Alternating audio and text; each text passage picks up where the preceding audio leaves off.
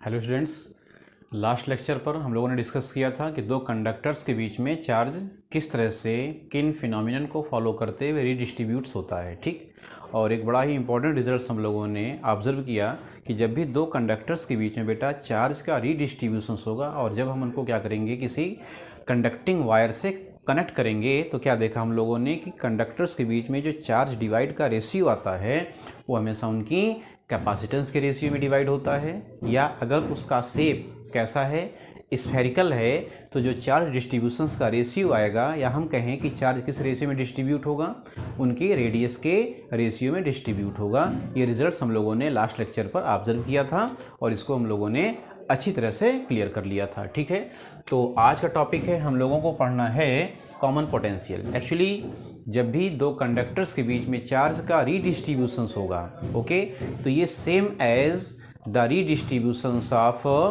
किसकी तरह से होगा, जैसे आपके पास कोई डिफरेंट लेवल्स के दो सरफेस हैं और उनमें आप एक फ्लूइड को फ्लो करिए, तो जब भी दो डिफरेंट पोटेंशियल्स के ग्रेविटेशनल पोटेंशियल्स के सरफेस होंगे और उनको आप फ्लूइड से कनेक्ट करोगे तो हमेशा जो फ्लूइड का फ्लो होगा वो हायर पोटेंशियल से हायर ग्रेविटेशनल पोटेंशियल्स को हम लोग कहते हैं हायर पोटेंशियल एनर्जीज की होगी, वहाँ से लोअर लेवल की तरफ होगा। ये हम लोगों ने ऑब्जर्व किया है। सेम यही लॉजिक लगा अप्लाई होता है टेम्परेचर्स के फ्लो में। टेम्परेचर्स के रीडिस्ट्रीब्यूशंस में क्या देखा हम लोगों ने है कि जब भी हम दो डिफरेंट टेम्परेचर्स की बॉडी को कनेक्ट करते हैं तो उनमें इक्विलिब्रियम स्टेट आती है। इक्विलिब्रियम स्टेट आने के क्या लॉजिक्स हैं कि जो हीट का फ्लो होगा वो हमेशा हायर टेम्परेचर से लोअर टेम्परेचर तक होगा जब तक कि उनके क्या ना सेम हो जाएं, टेम्परेचर्स इक्विलिब्रियम में ना आ जाएं या टेम्परेचर्स सेम ना हो जाएं। ये हम लोगों ने ऑब्जर्व कर रखा है। सेम यही लॉजिक अप्लाई होता है चार्ज के रीडिस्ट्रीब्यूशंस में। ठीक है, जब भी दो डिफरेंट पोटेंशियल्स की ऑब्जेक्ट्स को जिनके डिफरेंट पोटेंशियल्स हैं उनको अगर हम किसी कंडक्टिंग मीन्स से क्या करें, कनेक्ट करेंगे, तो जो चार्ज का रीडिस्ट्रीब्यूशंस होगा, या यूँ कहो कि चार्ज का जो फ्लो होगा, पॉजिटिव चार्ज की बात है यहाँ पर, तो पॉजिटिव चार्ज का जो फ्लो होगा वो हमेशा हायर पोटेंशियल्स के ऑब्जेक्ट से हायर पोटेंशियल के ऑब्जेक्ट से लोअर पोटेंशियल्स के ऑब्जेक्ट की तरफ होगा। मतलब जैसे आपने देखा अभी जो फ्लूइड है या लिक्विड है, लिक्विड का फ्लो जो होता है वो higher height higher gravitational height से लोअर ग्रेविटेशनल हाइट तक होगा जब तक कि उनके लेवल्स इक्वलाइज ना हो जाएं। उसी टाइप से हायर पोटेंशियल से लोअर पोटेंशियल की तरफ होगा कौन, पॉजिटिव चार्ज। यानी कि पॉजिटिव चार्ज का फ्लो सेम एज किसकी तरह से होता है, एक मटेरियल्स के फ्लो की तरह से होता है, एक फ्लूइड के फ्लो की तरह से होता है। निगेटिव इसका जस्ट रिवर्स होता है निगेटिव चार्ज में। तो हम लोग आज कॉमन पोटेंशियल्स के लॉजिक को पढ़ने जा रहे हैं, कैसे होगा इसमें देखते हैं। जैसे बेटा आपके पास ये दो कंडक्टर्स हम लोगों ने इसको यूज़ किया था, ऐसे ये हमारे पास दो कंडक्टर्स हैं और दो कंडक्टर्स जो हैं स्फेरिकल शेप के हैं। इनकी रेडियस क्या है, लेट कर रखा था हम लोगों ने A1 और A2 रेडियस है, और इन ऑब्जेक्ट्स को हम लोगों ने चार्ज प्रोवाइड कर रखा था। और अगर एक कंडक्टिंग बॉडी है या कंडक्टर है तो ऑल ओवर द चार्ज कहाँ रहेगा, इसके सरफेस पर रीडिस्ट्रीब्यूट होगा, या सरफेस पर हम लोग कहेंगे कि रिजाइड्स होगा। ठीक है, चार्ज का जो डिस्ट्रीब्यूशन है वो टोटली कहाँ होगा, इसके सरफेस पर होगा। कैपेसिटेंस इसकी हमने C1 कहा, इसकी कैपेसिटेंस C2 कहा। पोटेंशियल्स क्या आया बेटा, V1 आया, और पोटेंशियल्स क्या आया, V2 आया। और हम लोगों ने लास्ट क्लास पर लेट कर रखा था कि पोटेंशियल्स V1 जो है वो पोटेंशियल V2 से ग्रेटर है, यानी कि आपका जो फर्स्ट कंडक्टर है वो सेकंड कंडक्टर से हायर पोटेंशियल्स पर है। और इनको हम लोग किसी इंसुलेटिंग स्टैंड पर माउंटेड रखते हैं, क्यों, जिससे कि चार्ज हमारा जो है वो न्यूट्रलाइज ना हो, अर्थिंग का केस ना क्लियर हो जाए यहाँ पर। ठीक है, इस तरह से है। अब हमने इन दोनों कंडक्टर्स को किसी मेटेलिक वायर से, किसी कंडक्टिंग वायर से जिसकी कैपेसिटेंस निगलेक्ट है इनके कंपेयर में, ये भी ध्यान रखना आपको है। ठीक है, इनको हमने कनेक्ट कर दिया तो चार्ज जो है ये चार्ज फ्लो होगा, पॉजिटिव चार्ज जो है वो हायर पोटेंशियल से लोअर पोटेंशियल की तरफ शिफ्ट करेगा। ये क्या है, this is the higher potential, ये बेटा हायर पोटेंशियल है, और ये क्या है, ये है लोअर पोटेंशियल। तो हायर पोटेंशियल से लोअर पोटेंशियल की तरफ हमारा जो चार्ज है वो फ्लो कर रहा है। ठीक है, तो फ्लो करने में हमने बोला था कि कैपेसिटेंस तो कांस्टेंट होगी, उसमें चेंज नहीं होगा। तो C1 यहाँ पर कांस्टेंट है, यहाँ पर C2 कांस्टेंट है। ठीक है, अगर हम इसको थोड़ा सा एक ज्योमेट्रिकल पैरामीटर्स के फॉर्म में इसको सेव करें तो क्या आएगा कि ये है फर्स्ट कंडक्टर का पोटेंशियल V1, ये है बेटा सेकंड कंडक्टर का पोटेंशियल V2, ये हायर है और ये क्या है, लोअर है। क्लियर हुआ। जब चार्ज का फ्लो होगा, पॉजिटिव चार्ज यहाँ से इस तरह से फ्लो कर रहा है, तो जो हायर पोटेंशियल है उसकी वैल्यू क्या होगी, डिक्रीज़ होगी, और जो लोअर पोटेंशियल्स है वो क्या करेगा बेटा, इंक्रीज़ करेगा इस तरह से। और ये डिक्रीज़ करता हुआ, ये इंक्रीज़ करता हुआ, दोनों क्या होंगे, एक ही लेवल को रीच करेंगे, एक ही लेवल को ये ऑब्टेन कर लेंगे, और जिस लेवल पर ये आएंगे उसे हम लोग क्या कहेंगे, ये इक्विलिब्रियम की स्टेट आ गई, ये इक्विलिब्रियम पोटेंशियल हो गया। और इस इक्विलिब्रियम पोटेंशियल्स को हम लोग क्या बोलते हैं, that potential is called as common potential. इसको क्या नाम देंगे हम, कॉमन पोटेंशियल। तो यहाँ ध्यान देना ये है कि हायर पोटेंशियल्स क्या करेगा, चार्ज के शिफ्ट होने से ये डिक्रीज करेगा, और जो लोअर पोटेंशियल्स है वो चार्ज के आने से इसका पोटेंशियल्स रेस करेगा, और एक वैल्यू दोनों ऑब्टेन करेंगे, वो वैल्यू क्या होगी, कॉमन पोटेंशियल्स होगी। यानी कि both the conductors obtained this potential और it is the potential of whole the system, और ये पूरे सिस्टम का पोटेंशियल्स क्या होगा, आ जाएगा, और इसे हम लोग क्या नाम देंगे, कॉमन पोटेंशियल्स। तो कॉमन पोटेंशियल्स के बारे में ये कंफर्म कर लो कि this is the potential of whole system, ठीक। और ये हमें फाइंड करना है। तो कॉमन पोटेंशियल्स अगर हमें फाइंड करना है तो ये बेटा क्या है, टोटल पोटेंशियल है, हम कह सकते हैं पूरे सिस्टम का। तो जो जनरल फॉर्मूला होता है बेटा V का, वो क्या होता है, Q/C। तो यहाँ पर क्या आएगा, Q total upon C total, Q total upon C total, इस तरह से आएगा। तो कॉमन पोटेंशियल अगर हम निकालेंगे तो Q total means first object का चार्ज क्या था, Q1 था, और सेकेंड ऑब्जेक्ट का चार्ज क्या था, Q2 था। तो Q टोटल में क्या लेंगे हम लोगों ने, Q1 प्लस Q2। दूसरी चीज़ है C1 को क्या लेंगे हम, टोटल C जो है यहाँ पर, इस C को क्या यूज़ करेंगे, ठीक है। तो ये जो दोनों ऑब्जेक्ट्स, दोनों कंडक्टर्स बेटा यूज़ किए गए हैं, ये दोनों ऑब्जेक्ट्स जो हैं ये यूज़ किए जाते हैं as a parallel combinations. Parallel combinations में ही चार्ज क्या होता है, डिस्ट्रीब्यूट्स होता है, क्योंकि अगर सीरीज कॉम्बिनेशंस होगा तो सीरीज कॉम्बिनेशंस में चार्ज दोनों पर सेम फ्लो होता है। चार्ज का जब भी रीडिस्ट्रीब्यूशंस का केस आएगा तो हमेशा पैरेलल कॉम्बिनेशंस में ही आएगा। तो इसको हम लोग क्या करेंगे, पैरेलल कॉम्बिनेशंस की तरह से ट्रीट करते हैं, this is the combinations of parallel. तो क्या रिजल्ट्स आ गया हमारा, पैरेलल कॉम्बिनेशंस में इक्विवेलेंट कैपेसिटेंस क्या होगा, C1 प्लस C2 आ जाएगा। इस तरह से रिजल्ट्स हमारा आ गया। और अगर हम इसको थोड़ा सा और मैनिपुलेट करें तो और मैनिपुलेट करने के बाद क्या आएगा, Q1 means C1V1, Q2 means C2V2, ठीक है, और अपॉन में C1 plus C2, this is the common potential. ये फॉर्मूला किसका हो गया, कॉमन पोटेंशियल्स का आ गया। इसका मतलब ये हो गया कि जो पहले V1 था वो V1 V में कन्वर्ट हो गया, और जो V2 था वो भी V में कन्वर्ट हो गया। यानी कि दोनों ने एक ही लेवल को अडॉप्ट कर लिया है, दोनों एक ही लेवल पर आ गए हैं। This is the formula of common potentials. Clear हुआ। ये हम लोगों ने डिस्कस कर रखा था लास्ट लेक्चर पर। अब हमें पढ़ना क्या है, अब हमें पढ़ना है कि इस फिनोमिना में, इस प्रोसेस में, इस फिनोमिना में चार्ज का जब डिस्ट्रीब्यूशंस होता है तो क्या एनर्जी का भी लॉस होता है, ये हमें देखना है। क्या एनर्जी हमारी लॉस हुई है, तो इसको हमें चेक करना पड़ेगा कि एनर्जी का लॉस हुआ है या कि नहीं हुआ है। और इसको हम लोग चेक कैसे करेंगे, डिफरेंस फाइंड करके। अगर हम डिफरेंस फाइंड करें, जैसे पहले बार हमारे पास ये दोनों कंडक्टर सेपरेट था, तो हम इस पूरे सिस्टम की एनर्जी निकाल लें, ठीक है। दोनों के लेवल अलग अलग थे तो अलग अलग एनर्जी निकाल लें। उसके बाद दोनों का लेवल, इलेक्ट्रोस्टैटिक लेवल सेम आ गया, तो जब दोनों का इलेक्ट्रोस्टैटिक लेवल सेम आ गया तो पूरा जो कॉम्बिनेशन सब एक सिंगल ऑब्जेक्ट की तरह से ट्रीट करेगा, उसकी एनर्जी निकाल लें। और अगर हम दोनों का डिफरेंस निकाल लेंगे, इनिशियल माइनस फाइनल, और वो डिफरेंस बेटा अगर पॉजिटिव आ गया तो डिफरेंस के पॉजिटिव आने का मतलब किसका डिफरेंस, एनर्जी का difference, initial energy minus final energy. और अगर वो डिफरेंस पॉजिटिव आता है तो ये इंडिकेशंस है लॉस ऑफ एनर्जी का, ठीक है। हम एक एग्जांपल्स के अकॉर्डिंग आपको इसको क्लियर करते हैं। कैसे, जैसे लेट कर लो आपके पास इस पूरे सिस्टम की एनर्जी जब रीडिस्ट्रीब्यूशन चार्ज का नहीं हुआ था, ठीक है, उस समय एनर्जी 10 जूल थी, ये इनिशियल एनर्जी थी, दोनों के सम की वैल्यू है, ये लेट करो कंसीडर है ये, ठीक है। और जब दोनों को हमने कनेक्ट कर दिया तो चार्ज का रीडिस्ट्रीब्यूशन हो गया, तो पूरे सिस्टम की एनर्जी क्या निकाली हमने, 8 जूल आई देखा कैलकुलेशंस के बाद, आफ्टर कैलकुलेशंस। और अगर हम इनिशियल और फाइनल का डिफरेंस निकालेंगे तो ये वैल्यू क्या आएगी, 2 जूल आ गई। ये 2 जूल कैसा आया है, प्लस में आया है।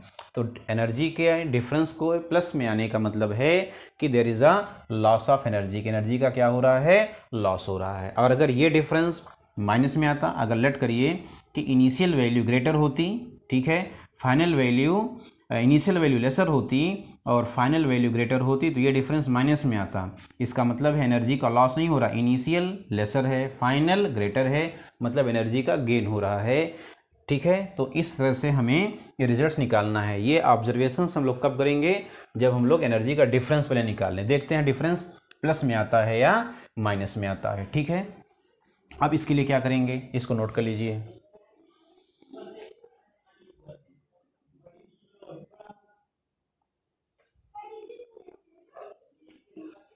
अब देखते हैं, अब हमें ये एनर्जी का डिफरेंस कैलकुलेट करना है।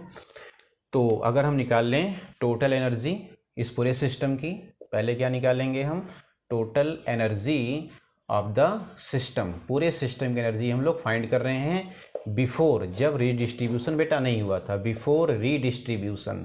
ओके, जब चार्ज का रीडिस्ट्रीब्यूशन नहीं हुआ था, ठीक, बिफोर रीडिस्ट्रीब्यूशन ऑफ चार्ज, ऐसे पूरी बात हम लिख दें। ठीक है, तो उस समय जो एनर्जी आएगी वो दोनों के इंडिविजुअल सम के इक्वल आएगी टोटल एनर्जी, और उसकी वैल्यू क्या होगी, U1 का मतलब अगर हम देखें तो हाफ C1V1 स्क्वायर आया प्लस हाफ C2 और V2 स्क्वायर आ गया, तो ये आ गया half C1V1 square plus C2V2 square. ये किसकी वैल्यू आ गई, ये आ गई पूरे सिस्टम की initial energy when they are separate, जब उनके बीच में कोई कनेक्शंस नहीं था। This is the initial energy. Clear हुआ। अब हम लोग क्या निकाल लें, फाइनल एनर्जी निकाल लें आफ्टर रीडिस्ट्रीब्यूशंस कहेंगे हम लोग, यहाँ पर फाइनल का मतलब है बेटा आफ्टर रीडिस्ट्रीब्यूशन, जब हम लोग आफ्टर रीडिस्ट्रीब्यूशन ऑफ एनर्जी निकालेंगे of charge, redistribution of charge. Clear हुआ, तो यू डैश कह दें इसको। अब ये पूरा सिस्टम्स क्या है, इंडिविजुअल नहीं निकाला जाएगा। ठीक है, इंडिविजुअल का कॉन्सेप्ट यहाँ पर नहीं अप्लाई होगा, because whole the system convert into a single system, a single potential पर आ चुका है।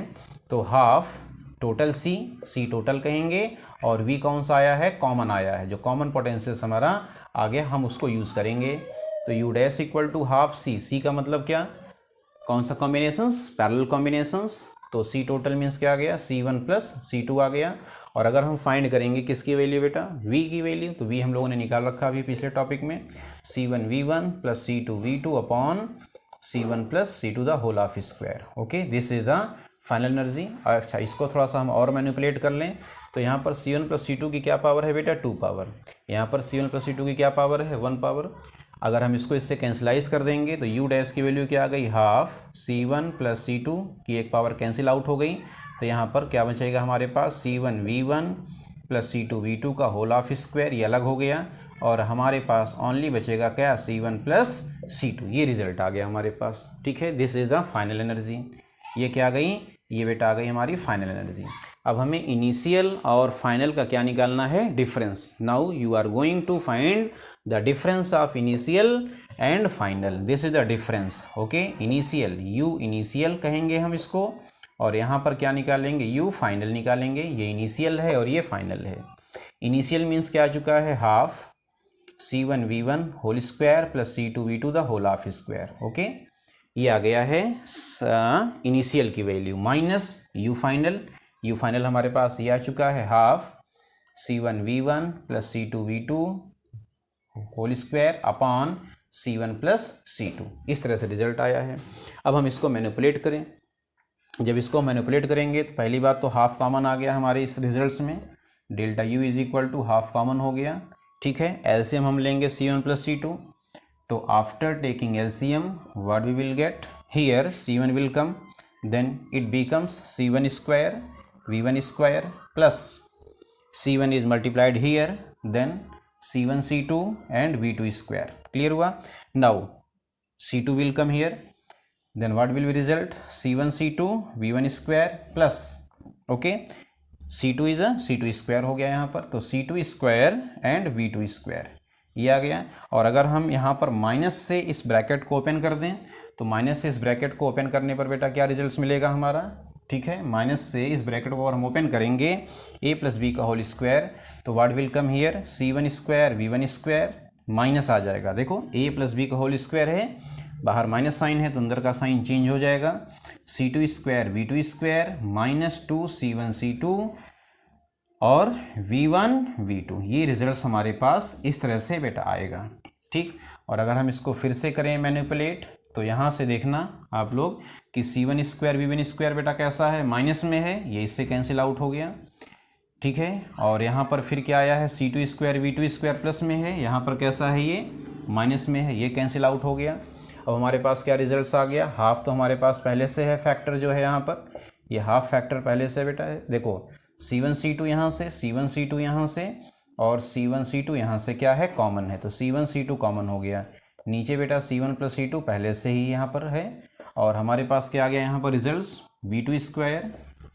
फिर क्या रिजल्ट्स हमारे पास आया है, बोलो, V2 स्क्वायर यहाँ से बचा हुआ है, V1 स्क्वायर यहाँ से आया हमारे पास, माइनस क्या आया है 2V1 V2। और अगर हम इसको थोड़ा सा मैथमेटिकल अप्रोच और दे दें, तो मैथमेटिकल अप्रोच के बाद क्या आएगा, C1 C2 C1 plus C2 into V1 minus V2, या V2 माइनस V1 दोनों हो सकता है, यहाँ से है, दोनों को हम लिख सकते हैं। लेकिन हम लोगों ने पहला अजम्पशन सेलेक्ट किया था V1 is greater than V2, तो हम लोग ऐसे लिखेंगे इसको, ये होल स्क्वायर आ गया। This is the difference of energy, ये एनर्जी का डिफरेंस आया, ठीक है। अब इसको नोट करिए, फिर अभी हम इस रिजल्ट को एनालिसिस करेंगे कि एक्चुअली ये पॉजिटिव है या नेगेटिव डिफरेंस आया है, ठीक। बनाइए पहले इसको,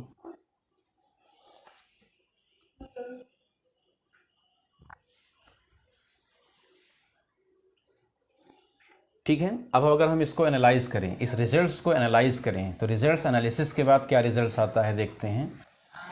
ये कॉन्क्लूजन बेटा मिलता है इस डेल्टा यू की वैल्यू में कि यहाँ पर जो C1 C2 है, C1 एंड C2, पहले हम इसको एनालिसिस करें कि C1 and C2 are the capacitance of conductors, and we know that, we are well familiar that capacitance never be negative, capacitance कभी नेगेटिव नहीं आएगा, it is always positive quantity.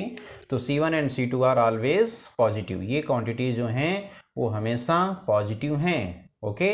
There will be no change in this concepts. Now we will come in this step. So we know that V1 minus V2, okay, it will positive, this result will always positive according to this situations. Why? Because we are saying that V1 is greater than V2. क्या कहा हम लोगों ने, V1 की value greater है, तो इसलिए ये हमेशा रिजल्ट्स पॉजिटिव आएगा और स्क्वायर पॉजिटिव ही होगा।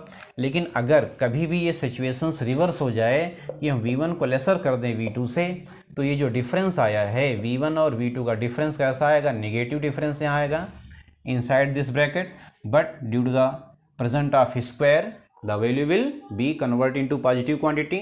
इसके स्क्वायर होने की वजह से जो डिफरेंस नेगेटिव आएगा वो डिफरेंस कैसा हो जाएगा, पॉजिटिव आ जाएगा।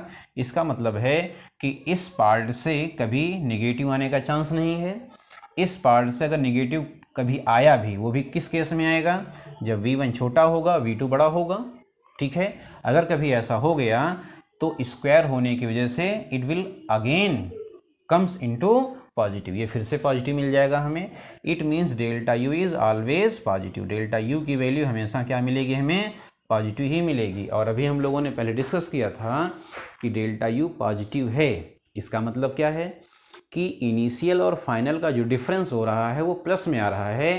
प्लस में आने का मतलब पहले एनर्जी ज़्यादा थी जब दोनों के बीच में चार्ज का रीडिस्ट्रीब्यूशन नहीं कराया, और बाद में after redistribution of charge energy क्या हो गई, हमारी डाउन हो गई, एनर्जी लेवल कम हो गया रीडिस्ट्रीब्यूशन के बाद। क्यों ऐसा हुआ, ठीक है, ऐसा क्यों हुआ, तो इसका रीजंस हम लोग डिस्कस करेंगे नेक्स्ट लेक्चर में, ठीक है। क्यों ऐसा हुआ, एनर्जी का लॉस क्यों हुआ। और दूसरी चीज़ है कि यहाँ पर एनर्जी प्लस में आने का मतलब है कि एनर्जी का क्या हो रहा है, लॉस हो रहा है, there is a loss of energy in the redistribution of charge, okay.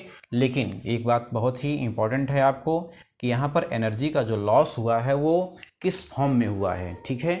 तो जब भी चार्ज हायर पोटेंशियल से लोअर पोटेंशियल्स की तरफ जाएगा, तो यहाँ पर जो एनर्जी का लॉस होगा वो किस फॉर्म में होना है, हीट के फॉर्म में आएगा, साउंड के फॉर्म में आएगा और लाइट के फॉर्म में आएगा, हीट साउंड एंड लाइट। इस तरह से ये जो हीट आया हमारे गेन हुआ, साउंड गेन हुआ और लाइट गेन हुआ, तो heat sound and light are the form of energy, ये एनर्जी के फॉर्म में हैं, ठीक है। और हमारी जो इलेक्ट्रोस्टैटिक एनर्जी कंडक्टर्स में स्टोर्ड थी वो इस एनर्जी के फॉर्म में यहाँ से क्या हो जाएगी, रिलीज़ हो जाएगी। और एनर्जी रिलीज़ होने के बाद हम लोग क्या देखेंगे कि एनर्जी का लेवल क्या हो चुका है, डाउन हो चुका है। और ये हमने ऑब्जर्व कर लिया फॉर्मूले से कि there is a loss of energy in redistribution of charge. Clear हुआ? इसको नोट करिए इस रिजल्ट्स को।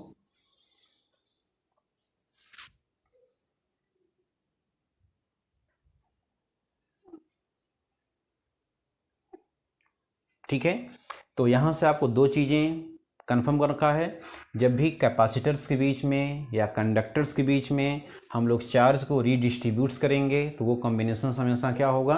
पैरेलल कॉम्बिनेशन होगा, क्योंकि सीरीज कॉम्बिनेशंस में चार्ज कभी रीडिस्ट्रीब्यूट्स नहीं होता है।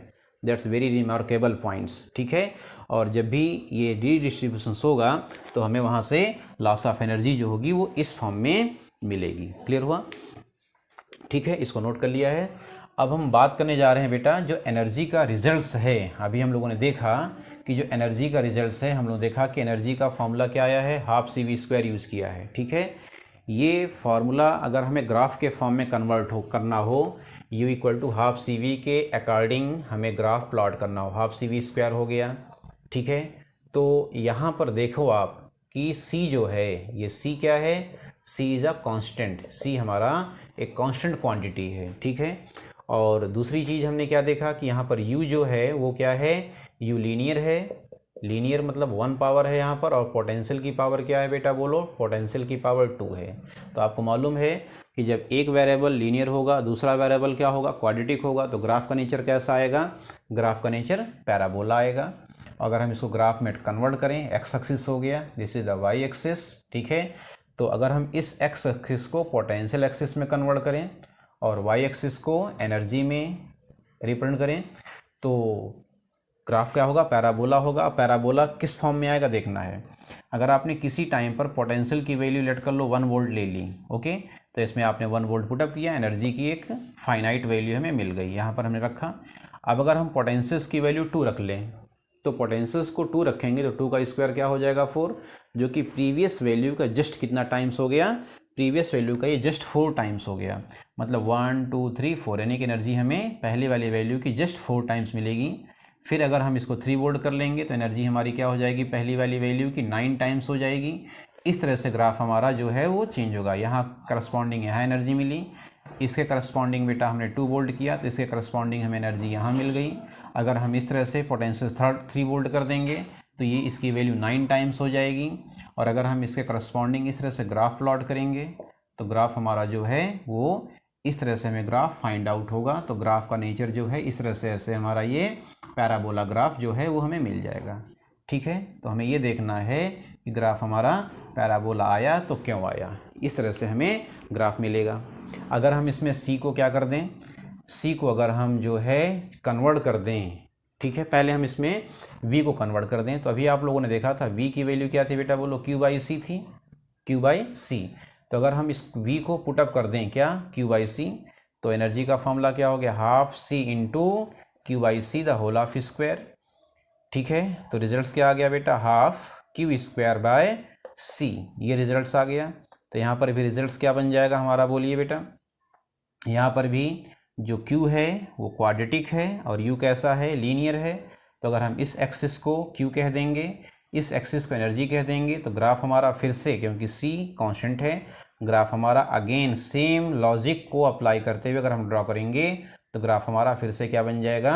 Graph will again parabola. Graph हमारा फिर से पैराबोला आ जाएगा। ठीक है, नोट करिए इसको।